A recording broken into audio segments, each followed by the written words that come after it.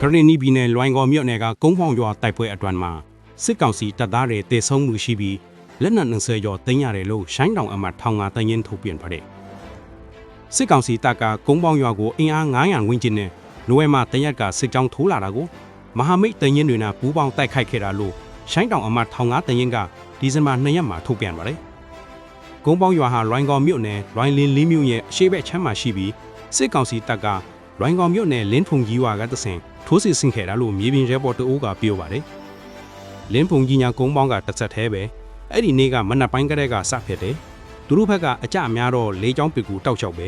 ရဲဘော်တချို့ထိခိုက်တာလည်းရှိပါတယ်လို့သူကပြောပါတယ်